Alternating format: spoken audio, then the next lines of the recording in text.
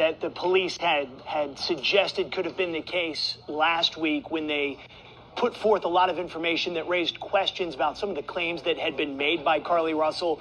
But as we saw there, this is our first chance getting to hear from Carlee Russell, at least through a statement made by local attorney Emory Anthony, saying that she admitted that this was made up. Not just the kidnapping, but the abduction that she said led to her stopping on the side of the interstate. And she also asked for forgiveness from the public, a public that had become enthralled in this case, right? The details were so salacious. The idea of a child on the side of I-459 and that she'd been abducted trying to help a child, a good Samaritan.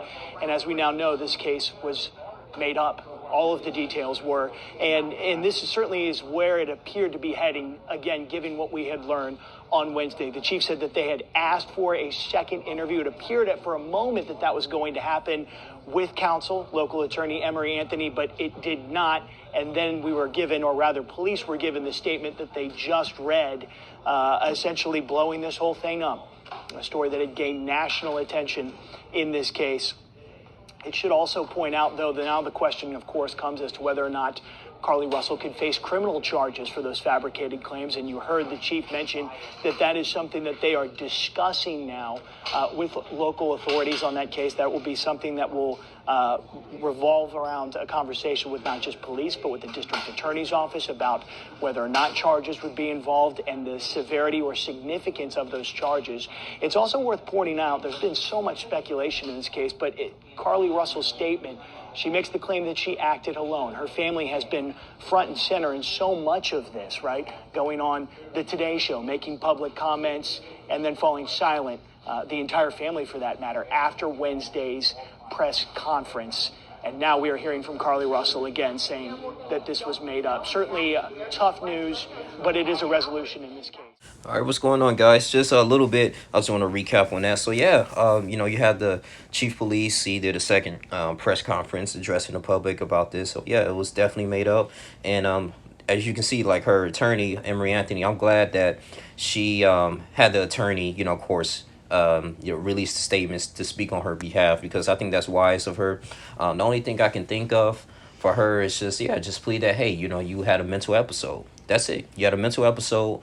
And, you just got to find a way to pay the restitution, get her family involved. I know that she went on a mental break. She ended up, going ahead and celebrating her birthday, 26th birthday in Atlanta, I believe, with her parents. It was actually some footage there. But, with this, I mean, hey, it hit nationally. I don't think she thought it was going to happen, but, hey, it did.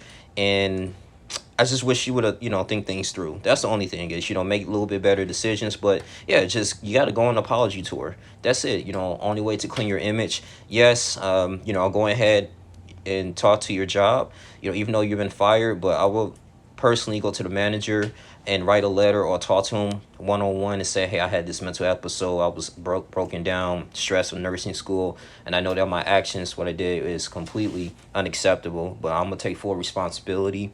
And I'm going to move on, get right with God.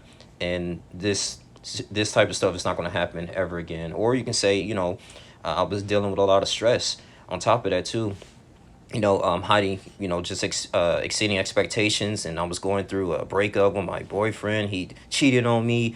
I mean, it could be different ways, and maybe people will actually sympathize. But that has to come from her heart. Now, as criminal charges,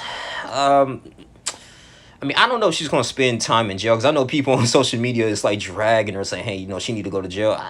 I don't know, because jail might not even, because if it's a mental episode, I don't know if jail's going to really fix that. She probably just need to definitely be on probation, probably house arrest at most, at best. I know Emory Anthony is trying to fight for that, and like, hey, she's just had a mental episode, and she just need to be mentally evaluated and just get the best therapist and things that she need to do to get her life on track, because it definitely altered, during this situation here. So, but that's all I really say, man. I just wish the best for her. But the only thing is, too, I don't know the whole story, because if she acted out on the alone, where was she in those 49 hours?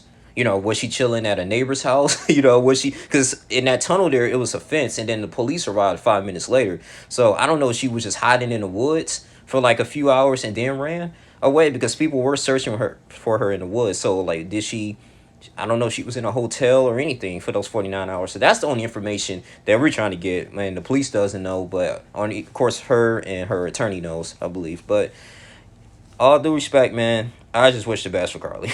That's it, man. So until anything else, man, if there's any more pending charges, I'm pretty sure they might start filing it.